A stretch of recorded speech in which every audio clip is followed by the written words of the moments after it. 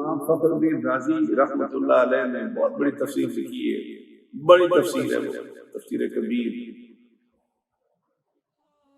اقبال نے بھی ان کو اور تمام شاعروں نے ان کو خراج عقیدت پیش کیا ہے۔ تو انہوں نے ایک اور کتاب بھی لکھی تھی، اس کے ساتھ کتاب کے اوپر یہ دلیل تھی کہ اللہ ایک ہے، تو انہوں نے مختلف لاجک سے ثابت کیا تھا، اور 360 دلیلوں کی کتاب لکھی۔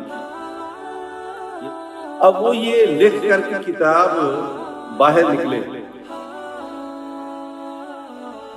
دیہات کی طرف، تو دور ایک دیہاتی ہل چلا رہا تھا، تو آپ نے اس کو سلام کیا، اس کو بلایا، دہقان کو، کسان کو، کہا بھائی ایک مسئلہ تم سے پوچھنا ہے، وہ ایمانیات سے ہے۔ اچھا جی کیا مسئلہ ہے؟ کہا یہ بتاؤ اللہ ایک ہے؟ اس نے کہا ہاں اللہ ایک ہے۔ تو راضی نے پوچھا، امام راضی نے، کہ بھائی تیرے پاس دلیل کیا ہے؟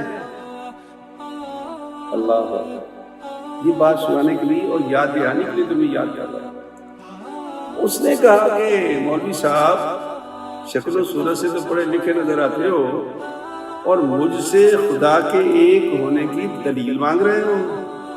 پتہ ہے دلیلیں کون دیتا ہے؟ جن کو کوئی شک ہوتا ہے، مجھے کوئی شک نہیں اللہ ہے ہی ہے۔